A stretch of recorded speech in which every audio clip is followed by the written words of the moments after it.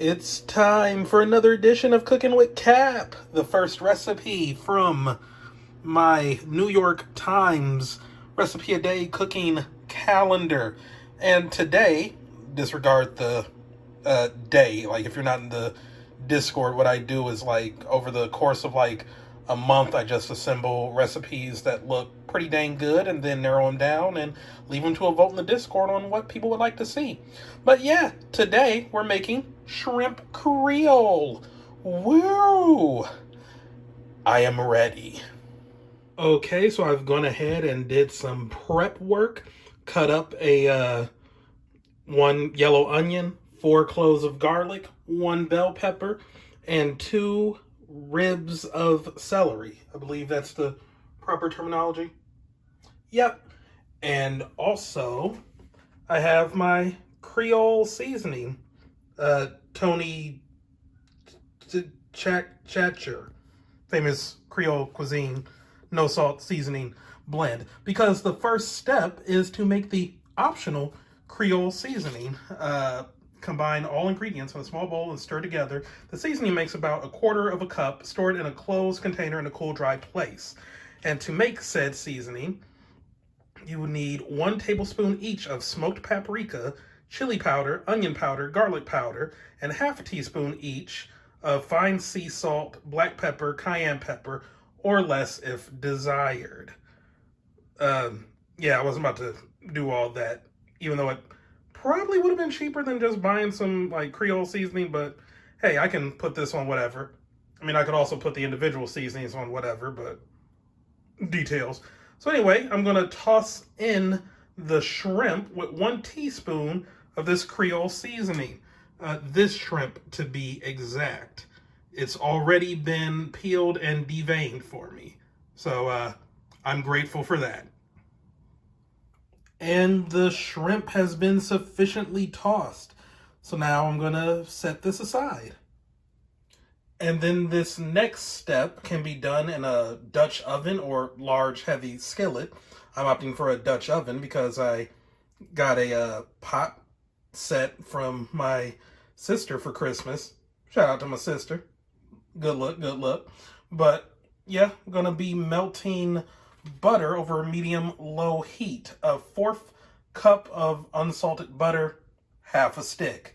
So, yeah, I'm just going to melt that.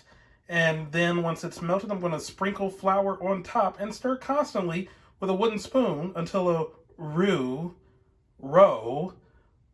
that word, R-O-U-X, the color of peanut butter forms. About 10 minutes. I caught hell with this way back when I did the gumbo. Just because it takes forever. But yeah, it shouldn't take too long to do. Yeah. And when it's done, like looking like peanut butter, then I'm gonna add the onion, celery, and bell pepper, increase the heat to medium, and cook until softened, stirring occasionally, about 8 minutes. Then stir in the garlic and cook till fragrant, 1 minute. So, yeah, I'm probably not going to, or rather, like, I will try my best to show the roux when it's the color of peanut butter. But, also know I want to be quick so that it doesn't scorch. So, well, I don't know. I have it on medium-low, so it shouldn't take... I don't know, because that's the thing I saw when I was looking up all this stuff about roux or roes way back when. You can cook it, or you can fix them on high heat. It's just you have a lower margin of error. Like, it will scorch if you're doing it on high heat, and you, like, just keep it on a little too long. Whereas on low heat, it may take longer to cook, or prepare, whatever word you want to use, but you have less of a risk of scorching it or burning it. So, yeah. So I guess I could be, like, fine to show it off, but yeah, I'm just going to let this melt, and then I'll be stirring in that there flour, 1/3 cup of it, and yeah, we'll go from there.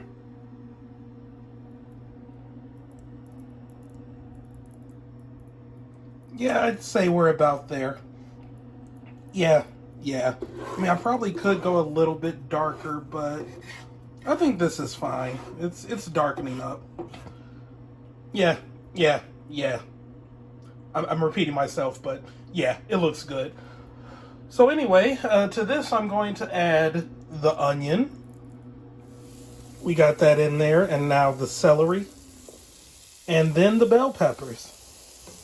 Okay, and I crank the heat back up to medium, and we're going to cook this, stirring occasionally, for about 8 minutes. And here's how it looks after 8 minutes. So now I'm going to add the garlic and let it cook for an additional minute. It's smelling good. So now I'm adding in a 1/3 cup of water.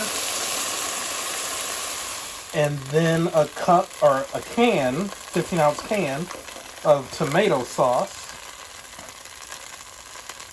2 teaspoons of hot sauce to taste.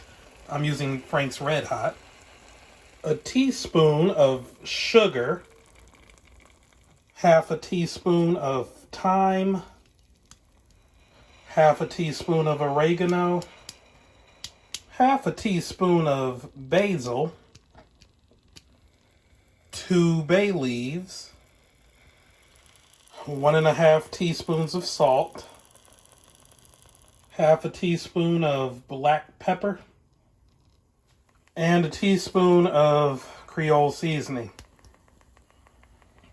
And now that all of that is in there, I'm bringing it to a simmer, which I will then reduce the heat to low, cover, and simmer for 10 minutes until thickened, stirring occasionally to make sure the bottom doesn't burn. And if needed, add more water. Okay, so truth be told, it started simmering around after I added the tomato sauce. And because it took me a while to add everything else, like trying to get it all on film, not to mention not having everything ready ahead of time. I had the veggies prepped ahead of time, but not so much the individual measurements of the ingredients. I could have just put them all in like a tiny bowl and dumped them all in at once. But yeah, it has been roughly about 10 minutes. I didn't have the lid on, but that's fine. Because it essentially, the recipe says to like let it simmer until it thickens, and yeah, it's pretty dang thick. So I think I can move on to the next step. And that next step was to add the seasoned shrimp, and to let me read exactly here. Simmer until opaque and cook through about 5 minutes. Turning shrimp halfway through the cooking time. Taste and adjust seasoning. So, yeah, gonna let it simmer for about 5 minutes. And there it is, removed from the heat. Gonna let it sit for at least 10 minutes. And, yeah, it's done. Sprinkle with scallions and parsley and serve over steamed rice. I ain't doing parsley, but I do have some green onions in the fridge that I can't wait to chop up and have with this. And I'm currently fixing some rice. Blue da blue da blue da blue. Yeah, and it's like that bag rice stuff. I'm not good at cooking rice on its own, so yeah, I'm getting a bag. I'm not like I wasn't gonna embarrass myself on this video further. I don't know why rice is like hard for me. I know they say like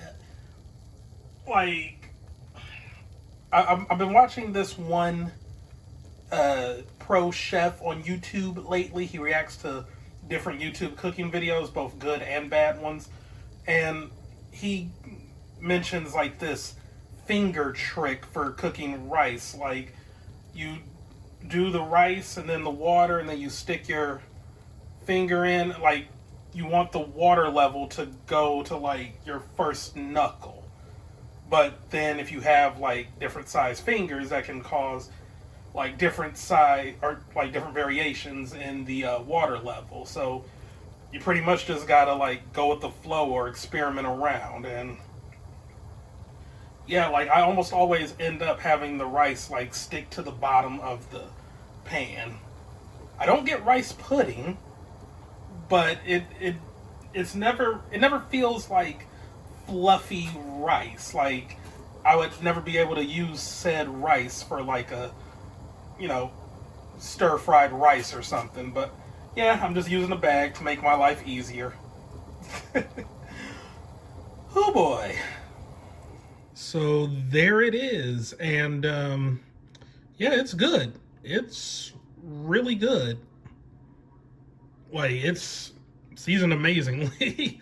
I don't have much to really say about it. It's just another like southern rice and thick stew dish. Like it's just really good. Like I like it.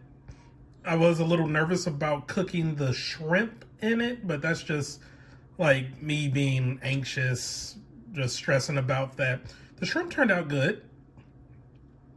Yeah, I don't really have much to say here. Like, sorry, I can't really add much even about like the different flavors because this is also my first time cooking with a lot of these seasonings. Like, I've never used basil in anything before, and I have used thyme and oregano, but yeah, like it's just really good. I kind of regret making some of this or making this now when I would have liked to have waited for when I go to work so I could have this for lunch. And, you know, so I could also show off to coworkers like, hey, look what I made. Yeah. Yeah, that's vain as hell. But yeah, it tastes good. Checks out for me. Thumbs up. New York Times cooking calendar. Setting a good first example. No complaints here. So yeah, that was Shrimp Creole. I was Cap, and I will see you next time.